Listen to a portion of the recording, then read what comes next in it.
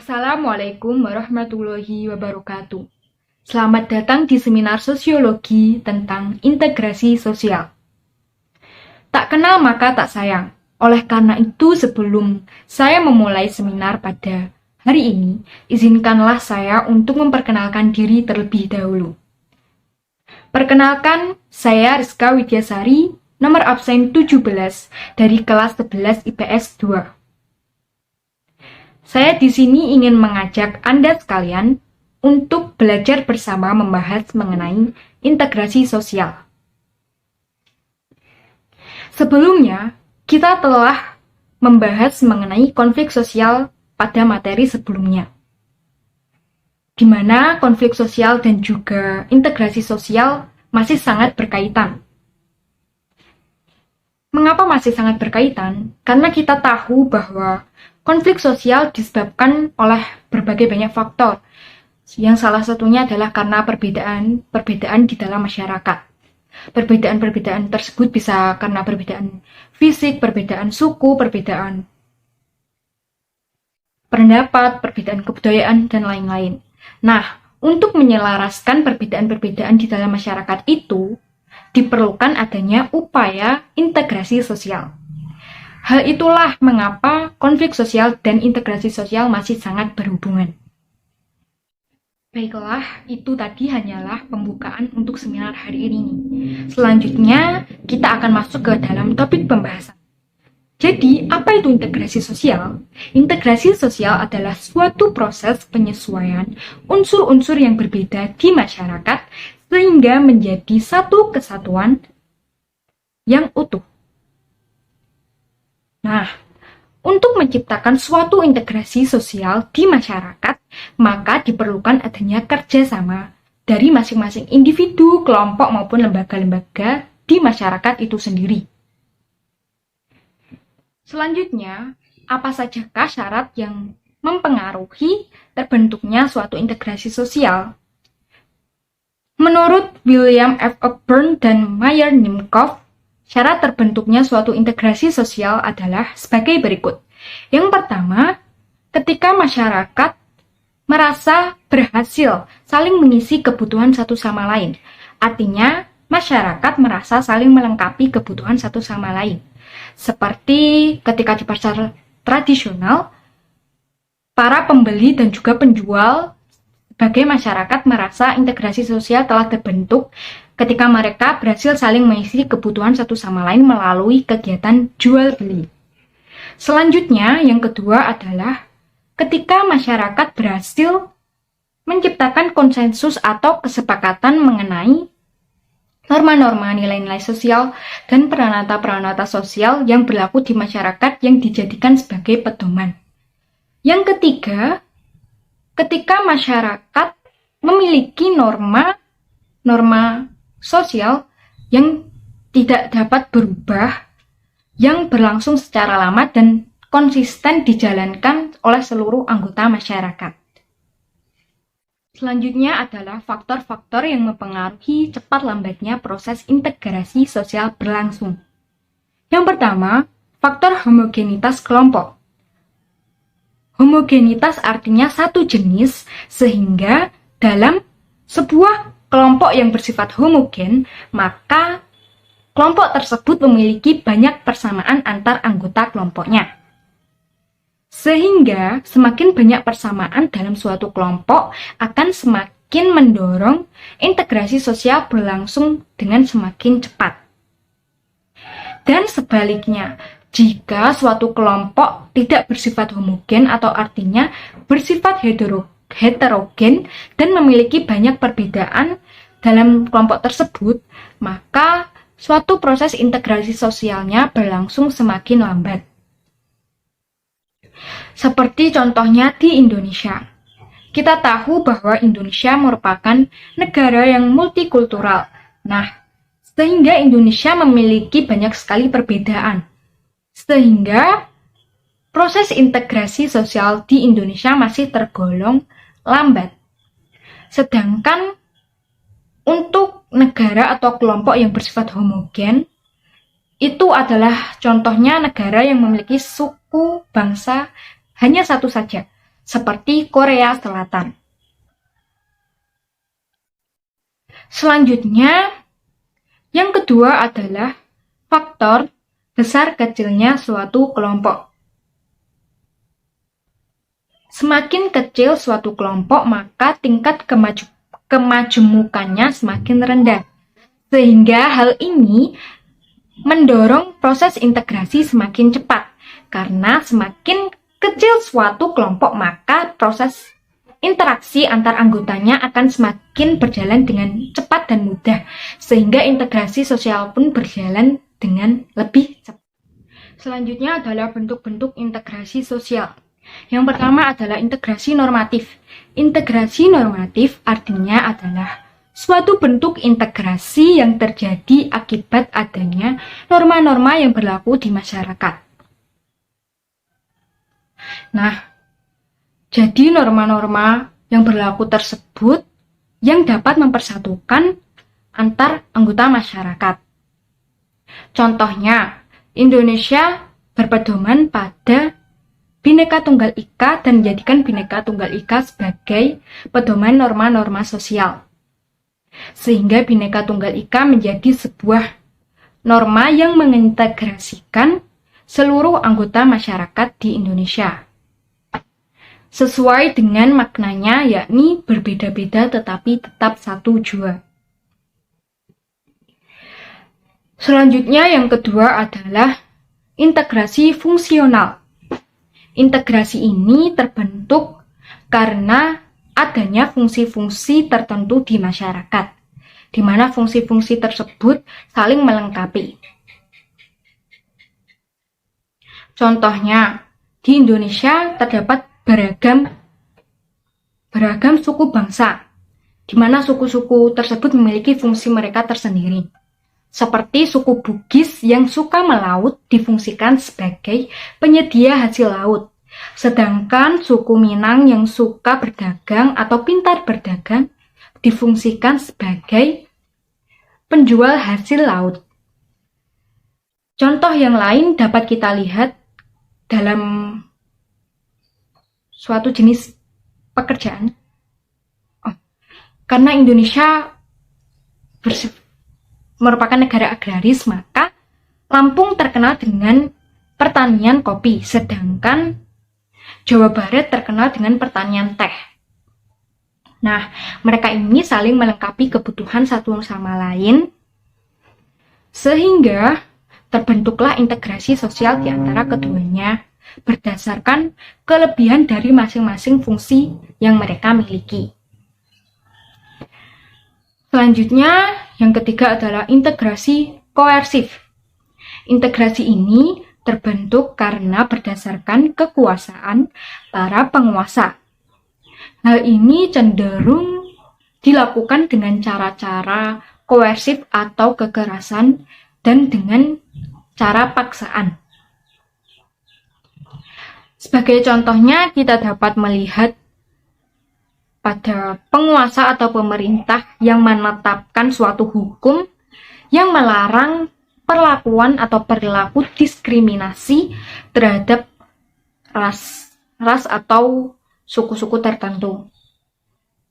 Selanjutnya, contohnya seperti polisi yang menembakkan gas air mata untuk menghentikan para perusuh yang sedang mengacau. Selanjutnya adalah proses integrasi sosial dengan berbagai contohnya. Yang pertama adalah akulturasi, yaitu proses penyatuan dua kebudayaan atau lebih sehingga menyebabkan kebudayaan yang satu hampir menyerupai kebudayaan yang lain, namun tetap tetap memiliki ciri khas asli dari budaya masing-masing. Nah, contoh dari akulturasi ini ada beberapa. Yang pertama, Masjid Menara Kudus, yang merupakan akulturasi budaya Hindu dan Islam, di mana Masjid Menara Kudus ini difungsikan sebagai masjid, namun bentuk arsitekturnya menyerupai pura dalam agama Hindu. Selanjutnya, contohnya wayang. Wayang merupakan perpaduan antara budaya Indonesia atau Jawa dengan India. Budaya Jawa dalam wayang ini terlihat pada tokoh Punakawan, sedangkan budaya Indianya terlihat pada cerita wayang yang diambil dari kitab Mahabharata ataupun Ramayana. Selanjutnya adalah asimilasi. Asimilasi adalah perpaduan individu atau kelompok yang memiliki kebudayaan yang berbeda, sehingga mereka dalam asimilasi ini hanya akan terjadi jika masing-masing individu atau kelompok berinteraksi atas dasar keterbukaan dan sikap toleransi. Dari sisi budaya, asimilasi adalah pembauran dua kebudayaan atau lebih yang menghasilkan suatu kebudayaan baru dengan menghilangkan ciri khas budaya asli. Contoh dari asimilasi adalah musik dangdut, yaitu percampuran musik India dengan Melayu yang menghasilkan musik dangdut. Selanjutnya adalah akomodasi. Akomodasi adalah bentuk penyelesaian konflik dengan usaha untuk meredakan suatu pertentangan atau untuk mencapai kestabilan. Dengan adanya akomodasi, maka setiap kelompok dapat menyesuaikan diri dan berkuranglah suatu konflik di masyarakat, sehingga hal ini akan mendorong integrasi untuk berjalan lebih mudah. Selanjutnya adalah faktor-faktor yang mendorong integrasi sosial. Yang pertama adalah munculnya toleransi antar kelompok di masyarakat yang berbeda. Dengan munculnya sikap toleransi antar anggota kelompok, maka hal ini akan mendorong suatu komunikasi yang efektif antar masyarakat dengan kebudayaan yang berbeda. Sehingga hal ini akan mewujudkan suatu integrasi di antara mereka. Yang kedua, adanya kesempatan yang sama dalam bidang perekonomian oleh setiap kelompok dengan latar belakang yang berbeda. Kondisi ini tentu dapat mempercepat proses integrasi sosial. Yang ketiga adalah sikap saling menghargai kebudayaan orang lain. Dengan adanya sikap saling menghargai, maka hal ini akan mendorong integrasi sosial. Karena dengan sikap saling menghargai, maka tidak akan timbul konflik di antara kelompok masyarakat yang berbeda kebudayaan tersebut. Yang keempat, sikap terbuka dari golongan penguasa kepada golongan minoritas, sehingga dari penguasa menetapkan suatu kesempatan yang sama kepada golongan minoritas dalam menyampaikan pendapatnya dan dalam memperoleh hak-haknya sesuai atau sama dengan kesempatan yang dimiliki oleh golongan mayoritas. Yang kelima, persamaan dalam unsur kebudayaan. Semakin banyak persamaan dalam unsur kebudayaan, maka hal itu akan mendekatkan tiap anggota kelompok masyarakat sehingga integrasi pun dapat berlangsung dengan lebih cepat. Dan yang terakhir, saya akan menampilkan sebuah video mengenai kegiatan yang dapat mendorong suatu proses integrasi sosial di masyarakat. Berikut adalah videonya.